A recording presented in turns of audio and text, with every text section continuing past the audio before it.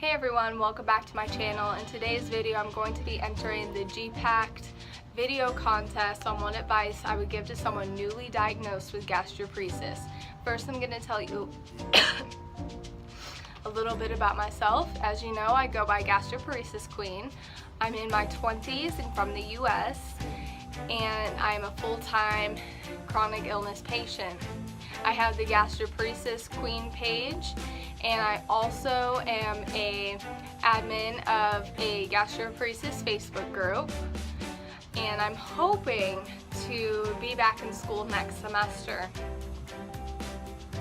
I was diagnosed when I was 11 years old, and my personal philosophy or mantra that I say to myself and that me and my family say to each other is just keep swimming. I have 10 things for advice. Number 1 is just keep swimming. No matter what life throws at you, no matter what this horrible illness or whatever other illnesses you have throw at you, just keep doing you. Number 2, get a good support team. This is very, very important for your physical health and for your mental health. If your family doesn't support you or doesn't understand what you're going through, go to your friends. If your friends aren't going to be there for you, find new friends, and that goes with my third advice is join Facebook groups. There are many, many, many gastroparesis Facebook groups. I can link a few below. I'll link a few below, and I'll also link the page to G-pact. The gastroparesis groups are very helpful for learning information about gastroparesis, about what treatments or doctors you can go to, what foods some people find safe or don't find safe for themselves. And when you're just having one of those days where you need to talk to someone that understands, there are a lot of us out there that are willing to help and talk to you, that are veterans of gastroparesis and know exactly what you're going through. Number 4 is get a hobby or a pet or Netflix or Hulu. You might be spending a lot of time at home or a lot of time in bed, and you could color, things just to keep you occupied. I personally like Netflix, and I watch a lot of it when I don't feel good or just have a day where I need to rest. Number 5 is just because you're sick doesn't mean that you can't have fun. Okay, so you can't work full-time, or maybe you can, but if you can't, that doesn't mean that you don't deserve to have fun. Have a night out with your girlfriends, or go to your family events, or have a spa day by yourself, but have fun. Number 6, if you have medical gear, is brighten up your medical gear.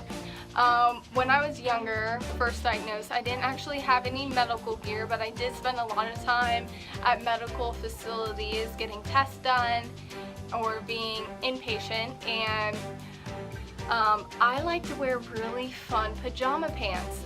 They're fluffy, so because you know hospitals are cold, so they keep you warm.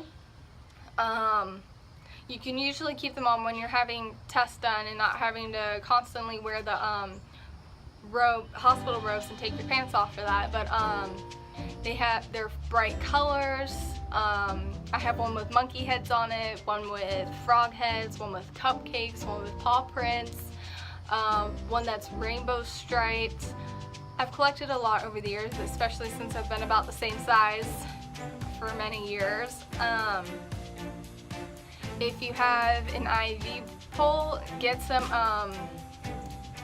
what is it called? It's the kind of duct tape or washi tape to decorate around it, or some fun stuffed animals that you can hang from it, or get creative. For me, instead of using the backpack that came with my pump, I put it in a Vera Bradley pump. Number 7 is rest when you need to. There are going to be a lot of days when you can't keep up with normal people and you're just going to need to rest. That's okay, and you don't need to feel guilty about it. There might be times when you're going to have to cancel plans and just take a nap. That's okay. And it might take you a while to realize that it's okay. Number 8 and 9. Number 8 is be your own advocate. There are going to be a lot of times when you're going to have to fight for the medications you need or the proper treatment that you need or to get the right doctor that you need. And number 9 is do your own research. Don't fully rely on your doctor to know everything about gastroparesis because they don't.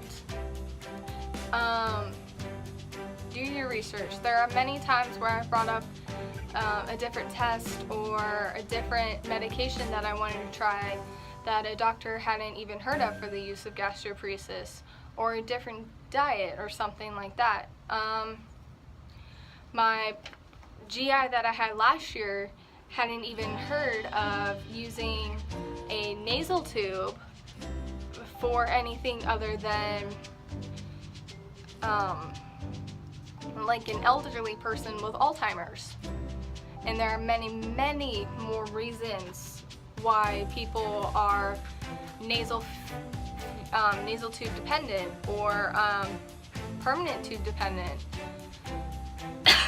Needless to say, I got a new GI because I was running out of options and badly needed help. Number 10 is work on not feeling guilty.